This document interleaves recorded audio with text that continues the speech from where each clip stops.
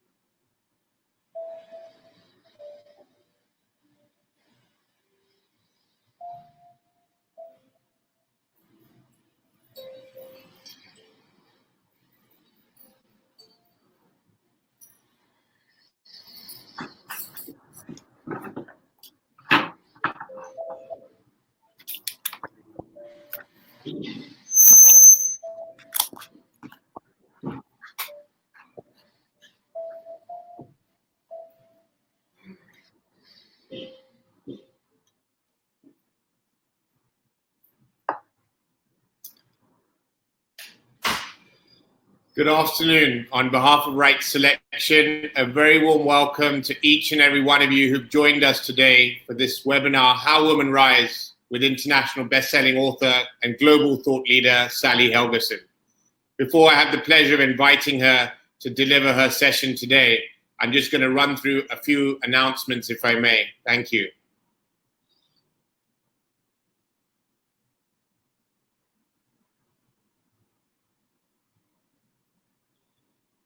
This was just some feedback from some earlier webinars we've hosted over the last couple of months. In fact, it's just crossed 100 days for those in India in lockdown here. Those interested to partner with Right Selection for our ongoing events with regional and global thought leaders, please do connect with us. It'll be a pleasure to co-create, explore, and collaborate.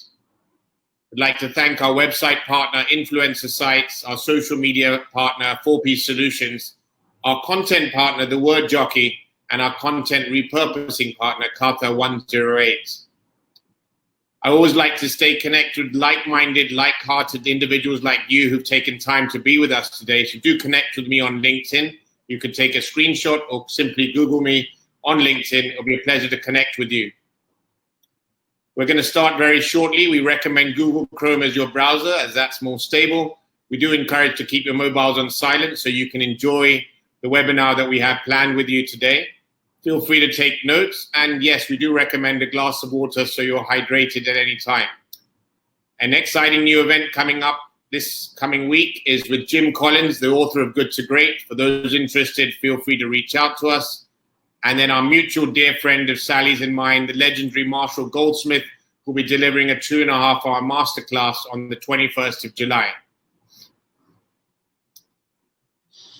So it gives me great pleasure to actually start just with a couple of polls. We want to get a sense of who's in the room. So the poll number one I'm just going to launch is just so Sally and myself get a sense to know who's in the room. So is your organization a small organization with below 100 people? Is it a mid-size 1 to 150, 500 to 1,000? Or are you a professional working for an organization with over 2,000 people? Just take a second to just click on which one of those applies to you so we can get a sense of the audience here. I do appreciate it's a cross-section of the audience. As we can see, about 40% are working with organizations of over 2,000 people, which is fantastic. So you're working for large corporates, and then the rest is pretty much an even spread between 100 to 2,000 people in your company. Thank you for participating. One more quick poll. This really relates to me, is to understand sort of what's the biggest challenge you're facing now. For us, obviously, it could be working with your teams virtually. You find that challenging because I know we're all in work from home mode. Is it the restructuring of your organization?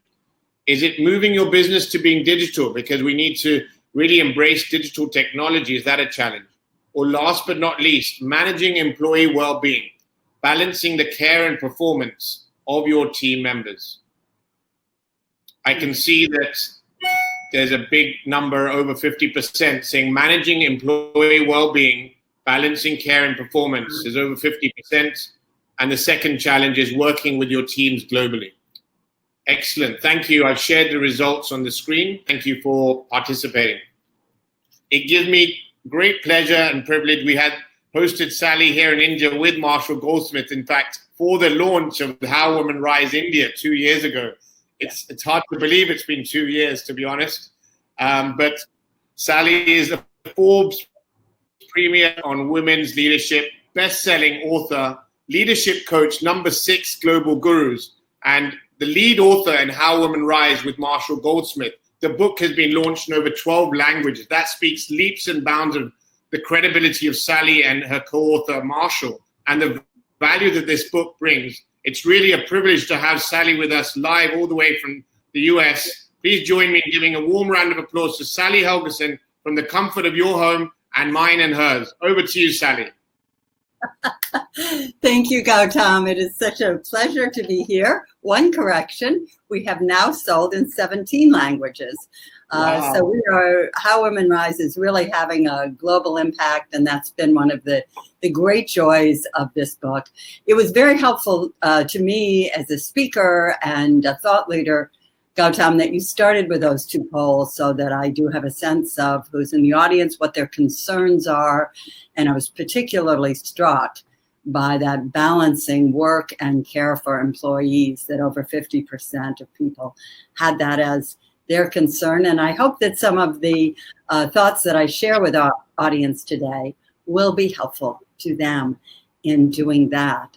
I will be drawing from How Women Rise, which is about the habits and behaviors most likely to get in the way of successful women as they seek to move to a higher level in their career.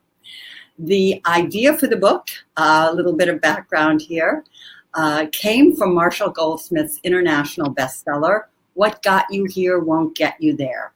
And in that book, Marshall looked at the habits and behaviors most likely to get in the way of successful people and hold them back just as they were moving into leadership levels. He had what felt to me like a brilliant insight, which is that the same habits and behaviors that can serve us well earlier in our careers or at mid-career can be the same habits that hold us back as we move into leadership. Yet we remain loyal to them because they have served us well throughout our career. This matched what I had seen in 30 years of working with women leaders all around the world, but with one difference. Some of the habits and behaviors Marshall talked about in his book, like learn to apologize or don't always talk about how great you are, were not habits and behaviors that I saw getting in women's ways generally, no matter where I was in the world. And some of the most obvious to me, or most frequent, most common, most universal habits and behaviors that were problematic for women were not in that book. So Marshall and I at that point had been colleagues and friends for over 25 years. And I suggested that we collaborate on a book that would look at the habits and behaviors in the framework he devised, but looking at it specifically in terms of what is likely to hold women back, and how women rise is the result. And we have been having magnificent success with this. And until things shut down, I was on my way to Sao Paulo, to Dubai, to Zurich, and of course all over the United States and Canada, looking at going to Saudi Arabia in the fall. It really has been very influential. In the book, we look at the internal barriers. There are external barriers that women often have to address that have to do with culture and structure. But those aren't things that you can immediately change yourself. So we wanted to look at internal barriers. So as Gautam noted, there are 12 habits and behaviors in the book, How Women Rise, but I will be focusing on 3 of them in this program because of our time constraints. And I like to take questions at a couple points during the presentation rather than just talk and leave it for the end. I find that where it's more interactive, more participative, it's better. So Gautam will be sharing with me some of your questions as they come in. So be thinking about them, but also listening, because you may learn from what's some of the research that Marshall and I did. So first of all, the habit I want to start with, and I'm actually going to combine 2 habits here, is the reluctance to claim achievements, which combines with expecting others to spontaneously notice and value your contributions without you necessarily having to have a plan for pointing them out. You can see how the reluctance to claim your achievements would often result in just your strategy would be, well, I would hope people notice. If I do a great job, people will notice. People should notice. And it often, usually doesn't actually work out that way. It's important to have a plan by which you can get known for what you have to contribute, rather than just hoping it happens. What I often hear from women that I work with who say they're reluctant to do this or don't want to do it or feel uncomfortable bringing attention to their own achievements, what I hear from them is that I don't want people to think I'm arrogant. I don't want people to think I'm all about me. I want people to know that, of course, the work I do is dependent on my team, and I'm part of a team. So I want to talk about I'm more comfortable talking about the team than myself. Now, with the second part of this concern, it's not an either or. You can certainly always say, yes, the team did a wonderful job on this, and this is what I contributed, so that you make sure you don't get lost in the shuffle. You can do that.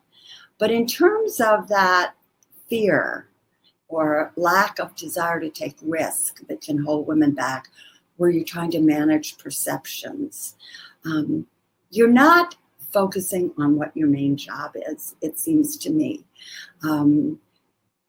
It's important to be very intentional about what you're trying to contribute.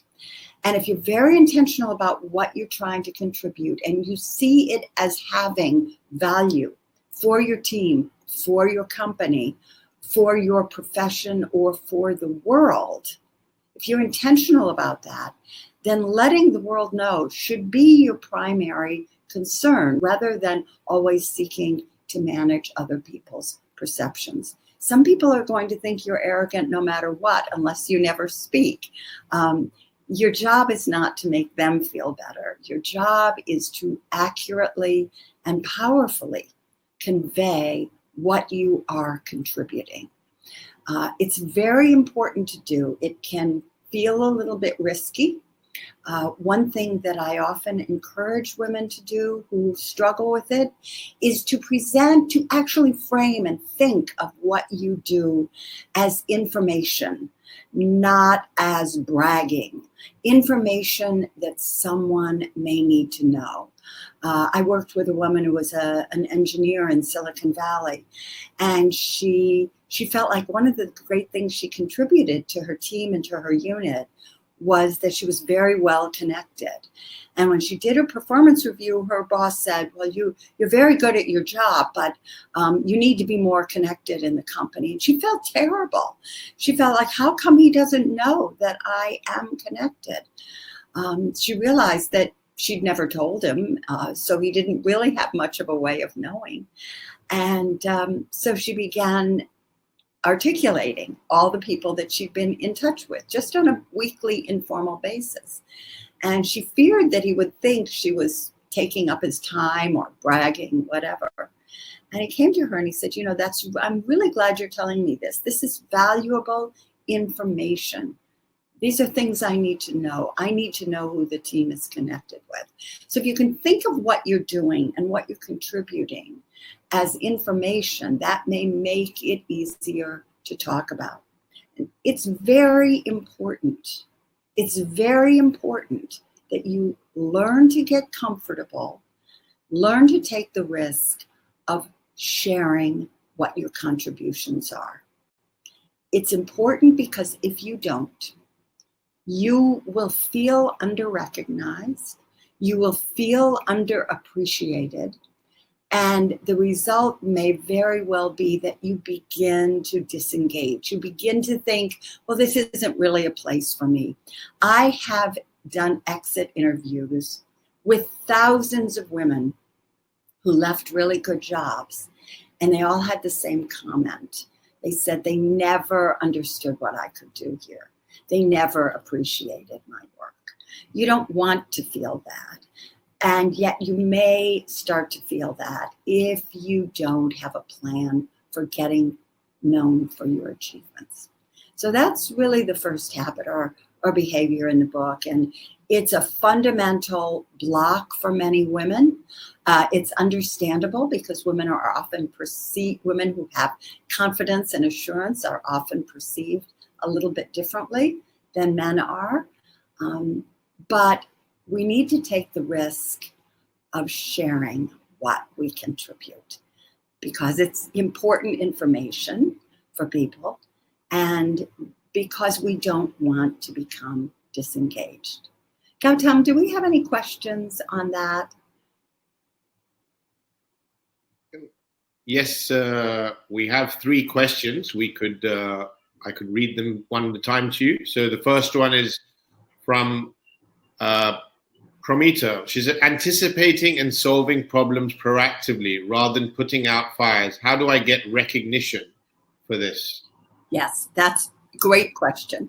We probably only have time for 1 or 2 questions on each of these because I want to cover all the habits. But, one thing I want to say is it's particularly important and yet even more challenging to do this in the virtual environment that we're all living in. We struggle to get airtime. But sharing proactively what you're doing starts with having a very clear plan for what it is you plan to address in advance or proactively. Having that clear plan, having it laid out, thinking through how you want to articulate what you're doing in a very concise, clear way. One of the things I'm trying to do in this organization is build some internal capacity so that we will have, whatever it is, so that we will have a stronger brand when we go to the marketplace and face the competition we're facing from whoever. It could be something like that. It could be something much more specific. What are you trying to do? What is that proactive thing you're trying to do? You want a statement about it.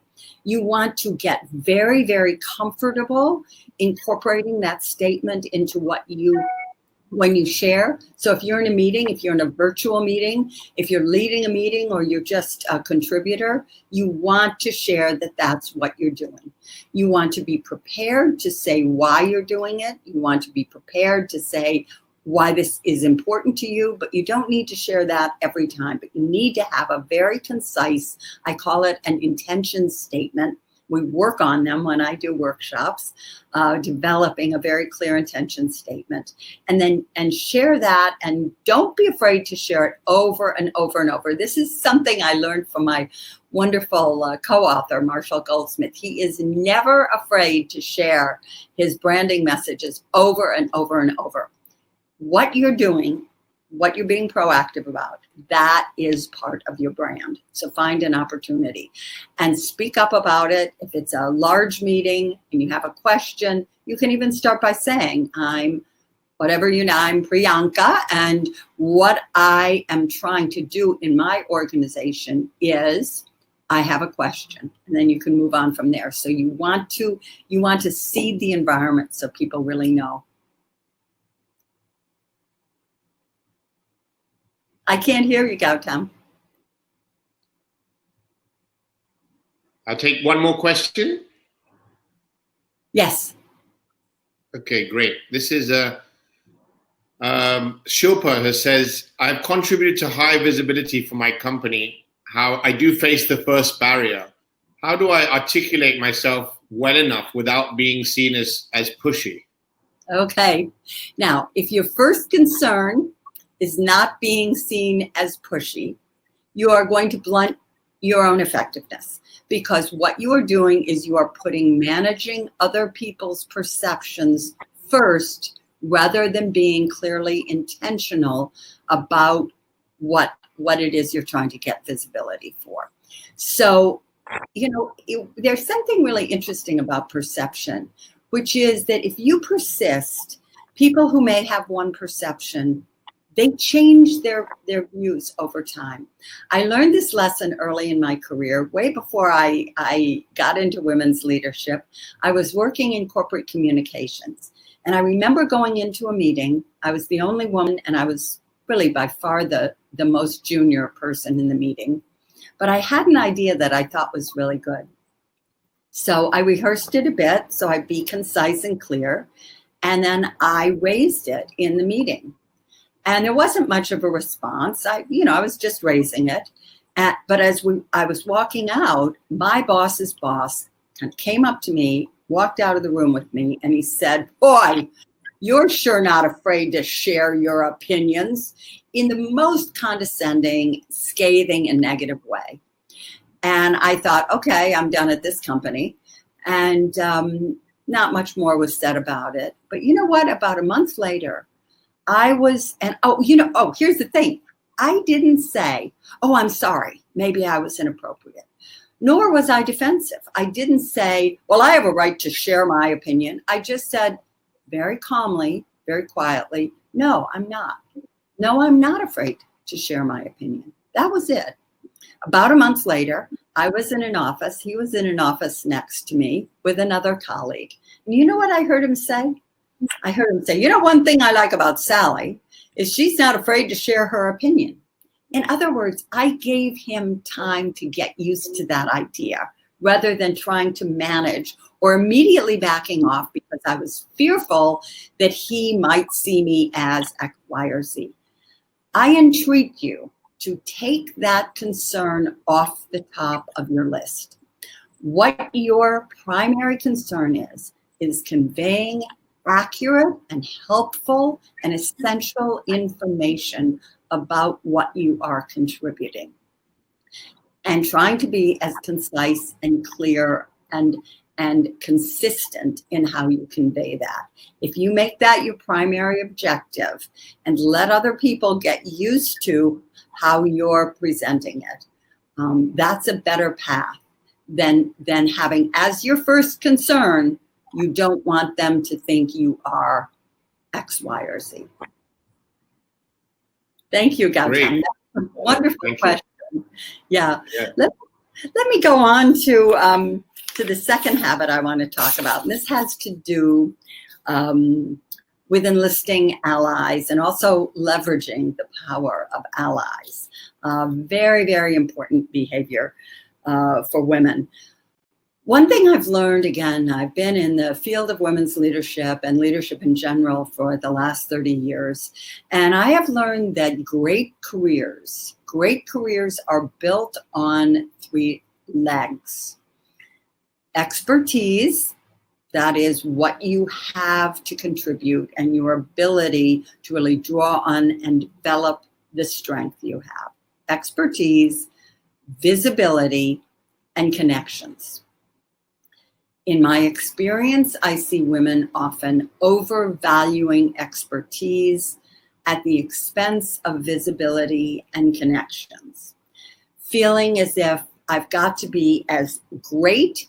My job is to get as great in the job I'm doing now, to really master it. And then I can begin building connections, enlisting people. But my first thing is to become as expert in my job as I can. First of all, this can force you or suggest to you that you need to be keeping your head down.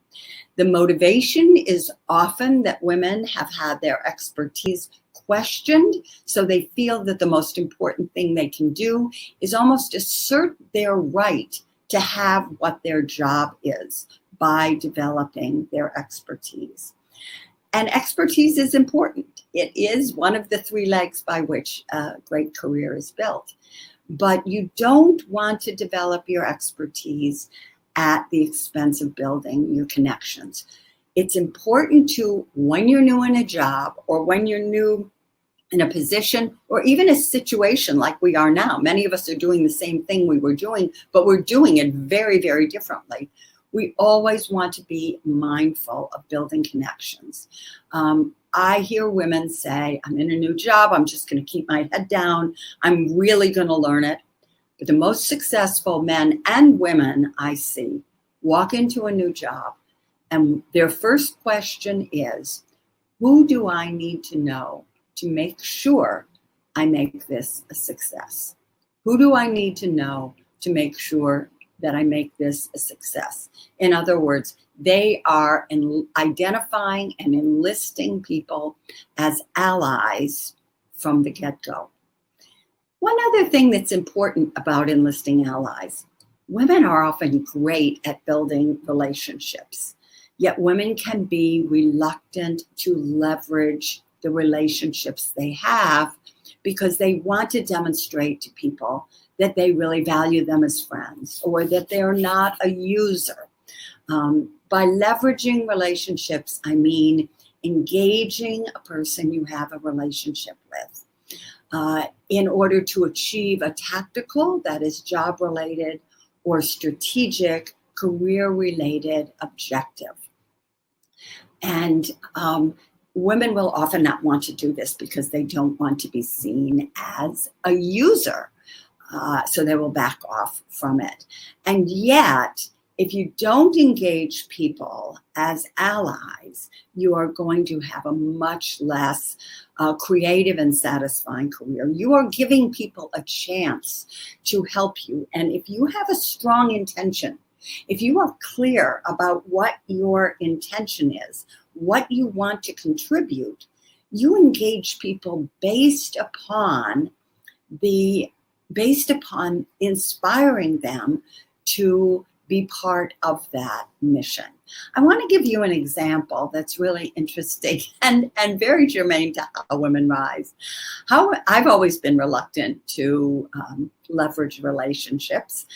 And when I had the idea for collaborating with Marshall on a book that would be sort of based on the premise of what got you here won't get you there. Based on that premise, but focused on women, I was terrified to ask him if he would like to do this with me, because I felt like he'd think she's trying to use me. I'm very famous. I have a huge audience. I have a big social media presence. And now this woman who I thought was a friend of mine is trying to use me. But I felt it was so important. I felt it was so important to look at what were the habits and behaviors, given his framework, that would get in women's ways, that I forced myself one day to bring it up and ask him. And I got a fantastically positive response. And what he said has stayed with me ever since I asked that first question, which is now almost 5 years ago. He said, I'm trying to build my brand with women. This sounds like a win-win for both of us. So he wasn't seeing it as me asking a favor. He was evaluating it as something that, because of what I was trying to contribute to the world, it would be useful and helpful in what he was trying to achieve as well. So it was a very good lesson for me that when you engage people and ask for their participation or help with something you're doing, that number one, if you frame it as an inspiring and worthwhile thing to do, as opposed to just something you're trying to achieve, you're going to have much better success. But number two, that people really want to help and are open to that. One of the things, that I often say to people, I've read a lot of research about why people help other people, why people engage with other people. And the number one reason that people help others is because it makes them feel good about themselves. So if you are reluctant to ask other people to participate with you in things that are important to you, I would ask, why would you deprive others of the opportunity to feel good about themselves? Because that's what the outcome will be. Gautam, do we have any questions? Do we have any questions on that? The questions are pouring in, Sally. we may need a separate podcast just on the questions. I'll ask a couple. So. One is, are the 12 habits universal, or is there a cultural perspective to them from your experience having traveled the world? This is from Madhavi. In my experience having traveled the world, and I really have, I've been all over every continent with this book, what I find is that the habits constantly surprise me in how consistent they are in different cultures, although addressing them can be slightly different in different cultures. An example, when I did the book launch, which I did by myself in Japan, I was there for a week, did a lot of speaking. And during one program, that was a large, well-attended program, one of the participants said, what surprises us here is that we thought these habits you're describing were just habits of Japanese women. We didn't know that women around the world also shared that. So they found that very encouraging. On the other hand, something like claiming your achievements is always going to be a little bit different in a culture like Japan or some other Asian countries where people are expected to behave with great humility.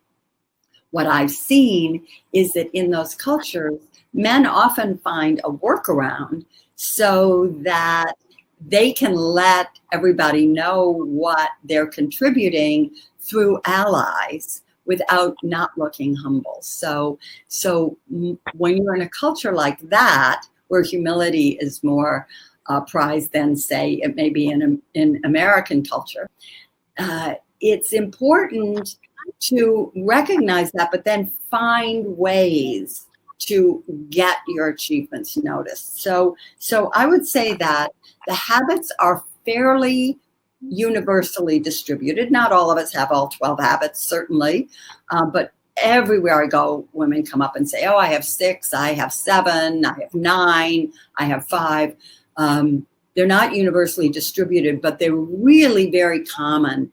And I think they're common because women often all over the world have such similar experiences if they're coming into a workplace that has been historically designed for and run by men. Thank you, Sally.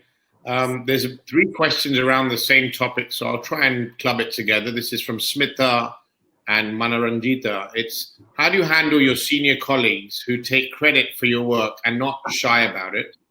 And the question, similar one, but really in the same space, working relentlessly for a school and not getting acknowledged, always being pushed down, and I aspire to grow. So it seems to be in the same space, but if you could help with that, some insights in that space. Certainly. In many cultures, men are trained from childhood to make sure that their achievements are recognized. And often seeing their comfort with doing that for women who are not similarly comfortable can be very painful, and it feels as if the men are trying to hog all the credit, which sometimes they are, but sometimes they're just speaking up because that's what they do. So I would say a couple things. First of all, if you're in a meeting, and this obtains virtually as well, if you're in a meeting and you bring up an idea and there's very little response, and a man brings up the same idea, this is the situation that happens all the time, happens all over the world. It's important not to just let it go, but you want to handle it with a certain degree of lightness so that you're not almost accusing him of trying to steal your thunder. You can say, oh, I'm so glad that you agree with what with the idea I raised. That's really good to know. So go in with the presumption and the demonstration of goodwill, but make sure that that's noticed. Secondly, if this is the kind of thing that happens a lot in a certain meeting, this is why engaging allies is so important. If you have some allies already going into the room, whether it's a real room or a virtual room, and you can say, I've been in this meeting a lot, I've been in this situation a lot, and I find that my contributions often get, snapped up by this person or that person, or just, by other more assertive people, men in particular, in general. Could you make sure that if I voice something and someone else repeats it, that you bring attention to the fact that I've said it? Would you feel comfortable doing that? You can ask a man to do that, and it's often very, very successful. So I think that the important thing is having a plan for getting credit for what you say, also getting credit for your participation. If you worked hard on something and somebody starts talking about what he did about it, that's fine. He's trying to, hone his own visibility. Good for him.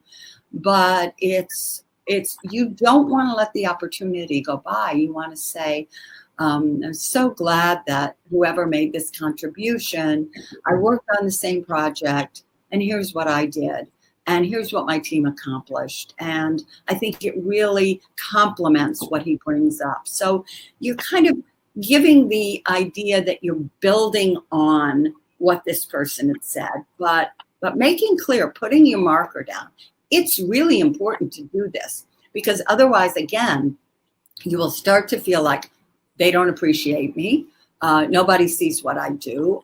And then the next thing you may be starting to think is, I don't really belong here. So you want to find a way to do that. And allies can be really, really helpful. You can do it for one another. Draw attention. Just have that plan. Fantastic. Thank you very much, Sally. Sure. This is an interesting question. This is from Vishaka. In Lean In, the book by Cheryl, talks about how common it is for strong women leaders to be labeled as political, and also from other women. It stayed with me. It's most likely true as well. These incidents can be a career-limiting impression and intimidating for a lot of women, especially older women. I've seen women get demotivated and want to stay away from work. This also leads to the leaky pipeline at the top. Welcome your views on the same. Well, I think Sheryl Sandberg was very, very on track with these observations. Any enterprise where there are human beings who have their own interests is inherently political. It's inherently political. There are always sort of power moves going on. And they can be perceived differently when women do them than when men do them. And I think the important thing is first of all, do not fear politics. Politics, we are all implicated in politics. We are all trying to achieve things. What does politics mean? It basically means trying to find a route of compromise so that different people can achieve specific objectives. It's a way of lining up support for what you are trying to achieve. That's what politicians do, and that's what we do when we're in organizations. We line up support for what we're trying to achieve. What I've seen is the women who are most successful at doing this are not trying to hide it. They are quite transparent, but they frame it, and this goes back to what I said right at the beginning, they frame what they are trying to achieve in a language of contribution so that it becomes something that other people want to endorse rather than just a naked power play for an individual. In other words, they're fine with lining up people to support what they're trying to achieve, but they do it with some transparency. They do it honestly. They can say it, it's like a politician asking for your vote. That's what they do. You could say, I'm really working on trying to achieve this. Can I get your endorsement? Does this fit in with what you see as a good vision for what we're trying to achieve going forward? And in that way, you can kind of take the negative implications that have built up around that word political. I do think that when women are seen as moving to build their own power, that it tends to be more negatively viewed than when men do that. And I imagine that's going to change. We've seen examples of women who are highly skilled political operators. We have one in our own country leading the House of Representatives who are very, very clear about their political skills and not embarrassed by them, but they are always articulating that they are using those skills to try to make positive improvements and changes in the country. So I think that's it. Again, that framing of your intention in a powerful, clear, and concise way. Then when you begin to align people in order to support you on that, which is an inherently political act, it will be it's more likely to be perceived of as in the interests of something larger than just in the interests of your own career positioning. Fantastic. Thank you, Sally. My pleasure. Do you want one more question we could take before we move on, maybe? This is from... Okay, go on. Do you want to... Well, no, this is from a gentleman... Go ahead. Would you like to take that or continue? I will. Okay, this is from a gentleman by the name of Sanjeev. He said, should organizations be making guidelines and policies for women working from home, especially in respect to the extra workload and responsibilities they have during this COVID-19? What are your thoughts on organization policies towards the responsibilities that they're taking on? This has emerged as a big problem for many women because of working at home, and especially when schools are closed and women are doing homeschooling. I think that policies, excellent. But the most important thing is some degree of transparent training with male leaders whose expectations are unrealistic in this environment. What's been fascinating to me, on one hand, I hear companies, I hear this all the time, companies, I heard from a client, a very conservative energy company here in the US, and my client said to me, we've always been very reluctant about work from home, very skeptical of it. And what we've seen is that productivity is actually higher. So that going forward, this is going to be much more of an option. So I think people are seeing that. But what I'm hearing a lot of from people, from women who are at fairly high positions but work for someone who's powerful, what I'm hearing a lot of is them saying, you know, the women, my team is dealing with a lot. And many of the women are also involved in some degree of homeschooling, childcare, whatever. And it's all working out surprisingly well. But where the problem is that our leader expects that everything needs to be done in a time frame that has absolutely no wiggle room in it. And I have had instances where he'll say, this needs to be done this evening, by tonight. And I will say to him, it's unrealistic. You need to give that until tomorrow because people are dealing with so much. And he said, I don't want any excuses. Just because people are working from home, they're looking for excuses. In other words, those are bosses that really don't have a lot of trust in people. And I think there needs to be, policies are fine, but there needs to be more, I don't know if I'd call it training, I'd call it coaching of the kinds of senior leaders who themselves never have to deal with anything at home and are unfamiliar with that and, you know, unused to it. They're, you know, the guys who had never made an airline reservation by themselves back in the days when we were traveling. I think there needs to be more support for helping those people understand all that people are dealing with, because guess what? It's not going away. Even when we move out of lockdown, so much more work is going to be done at home. And, you know, when you think about it, really, it's the first time since the Industrial Revolution that work has been done on women's turf in the home, the traditional turf of women. So I think a lot of things are going to change, but that's one of them. I think policies are important, but above all, some coaching for senior male leaders who feel that, you know, any exceptions are just an excuse by their people. Thank you, Sally. A lot of appreciation on the chat box for that answer. Bang on. Thank you. A lot of appreciation. Thank you, Gautam. All right, let me talk very briefly about the third habit that I wanted to talk about today, and that is the perfection trap. Because this is one, you ask about how universal are these. Boy, do I find this all over the world. Women feeling essentially they have to do a perfect job or they are failing. It has to be perfect or they are failing. And what's interesting about this is that organizations often encourage this response.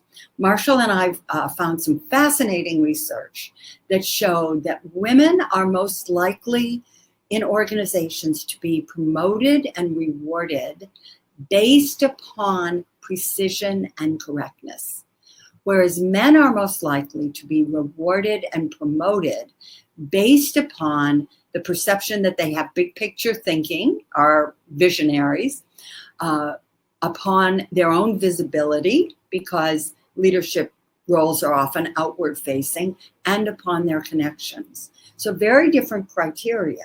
So if women have been rewarded and promoted based on precision and correctness, they get the message that what's going to get me to a leadership position is going to be being precise and correct at all times and trying to enshrine that in what they do.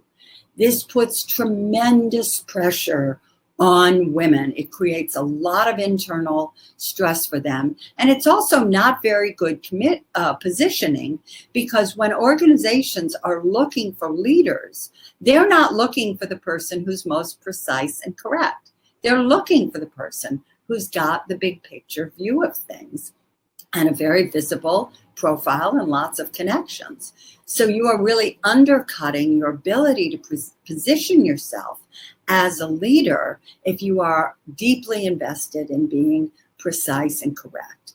And as noted, you put a lot of stress on yourself. You can be you can create risk aversion in yourself. If you feel everything needs to be perfect, you're going to quite naturally become risk averse, because how can you take a risk if the outcome has to be perfect? But the most important, I think, and this is really, really key to understand, the most important consequence of perfectionism is that you create stress for other people. You create stress for other people.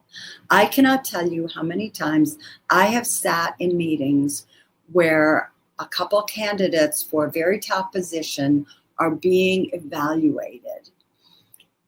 And there's always one woman on the list who has extraordinary achievements, and she gets passed over because she's perceived of as so stressful to work with.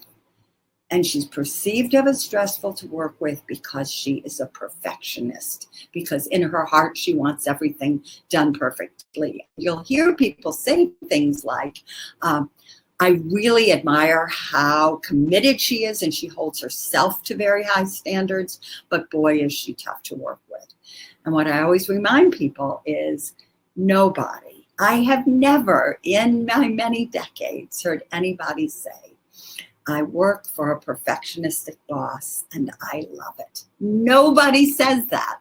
So if you aspire to leadership, it is very important to heal your own perfectionism, to get more comfortable with your own mistakes, to get more comfortable with the mistakes other people will inevitably make, and to lower the expectation that every single thing needs to be done or delivered on by 100%.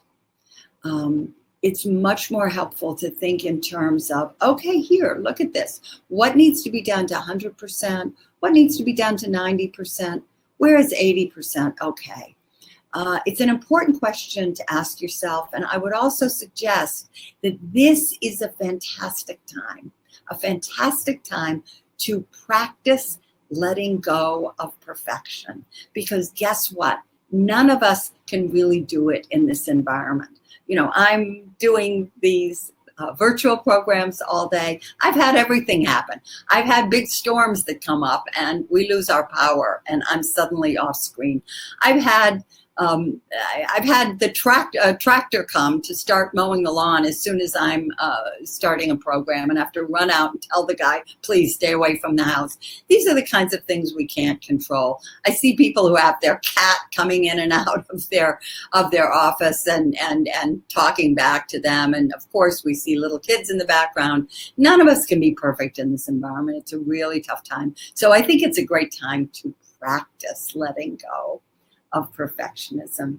Now, Gautam, I'm going to take one question, and then I want to do a little wrap up because I see we're 20 minutes after the hour. Great, that's very tough. There's so many questions. How do I pick one? How do we pick them?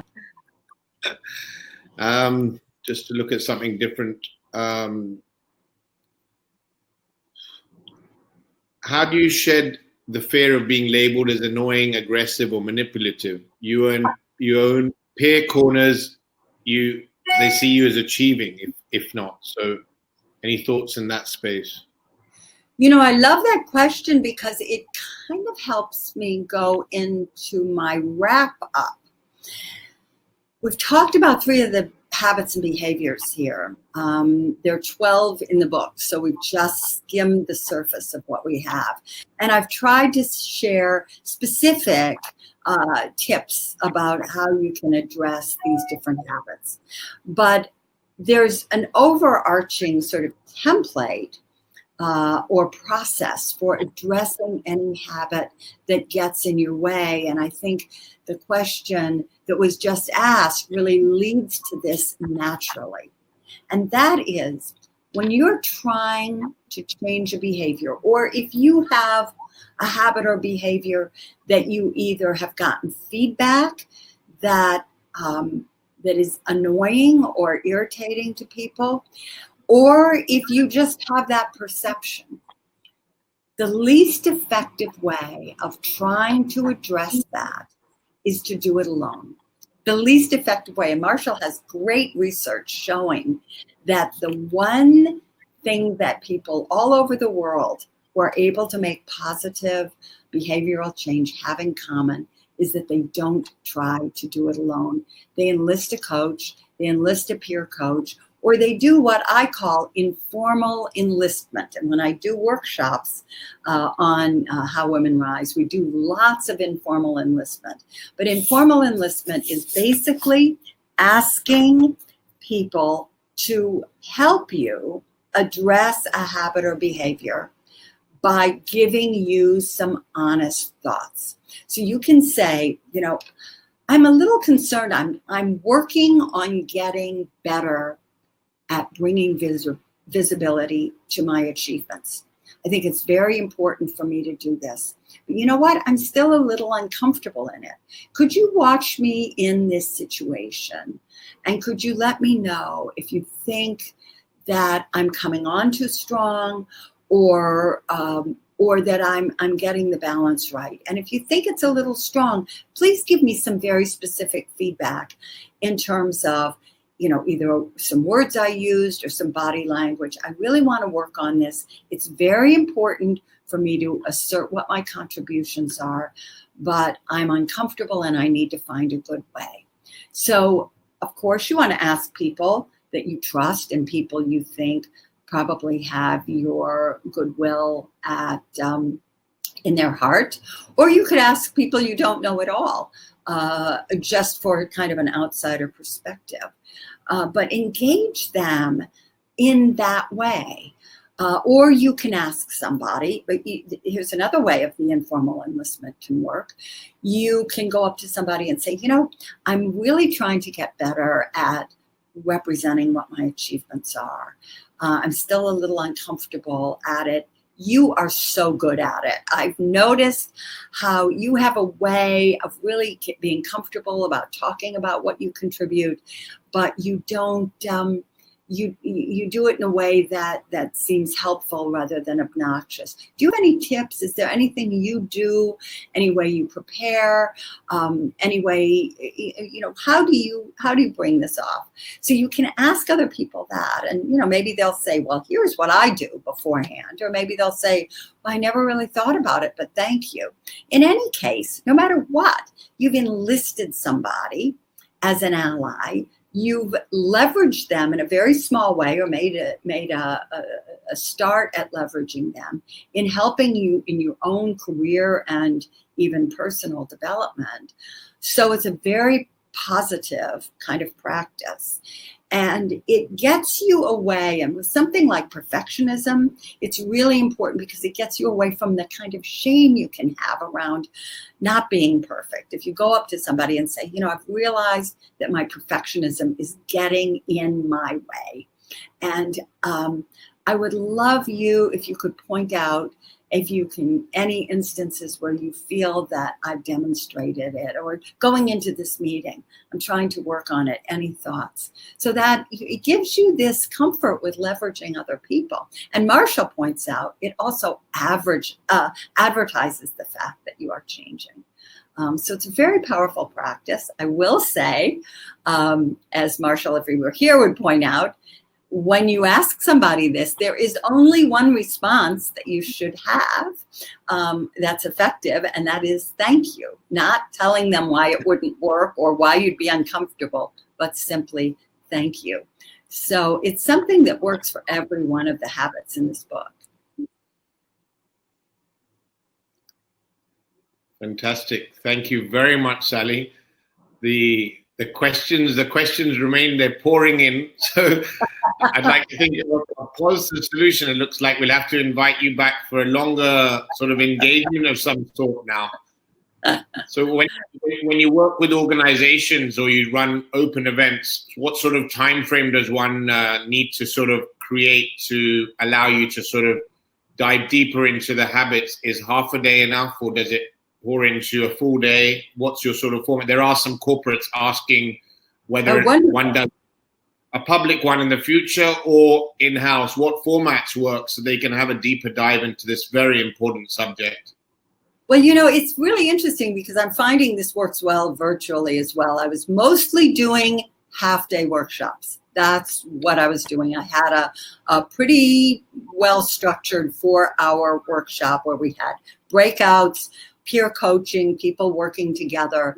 And I have been surprised. Several clients that I had those scheduled with decided to go ahead and do them virtually. And I have been surprised by how well they worked virtually. What I found is that virtually they need a little more time because it takes a while to get into and out of the breakout rooms. So I would say that for a full workshop, the ideal time would be 4 to 5 hours.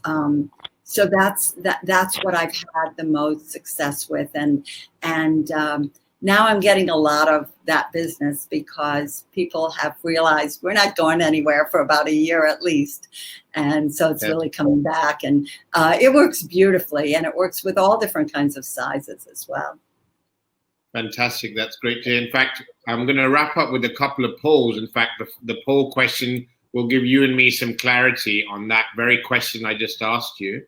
Great. So what's your preferred virtual learning method? If we would have the opportunity to engage Sally again for a deeper one, would it be one-to-one coaching? Obviously, that could be at a CEO level.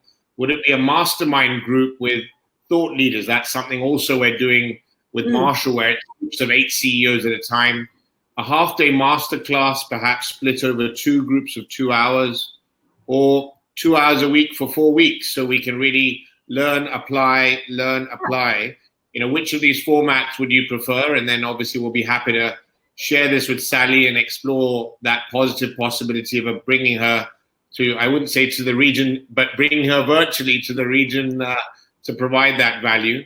I can see the questions, a lot of questions. So we realize that this is a very important subject for organizations here in India, and India is no exception.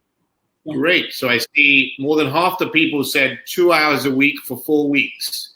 And that's sort of a format that worked quite well, because I guess they also realize, you're looking at screens, so you want to make sure that you have enough time to learn, apply, and then again, go deeper dive. So, and then it's bite-sized learning. So we can take a note of that. So 2 hours a week for 4 weeks seems to be, that has the overall majority. Time permitting, and obviously we'll look at the commercials. So I'll just share that poll, and the results are there.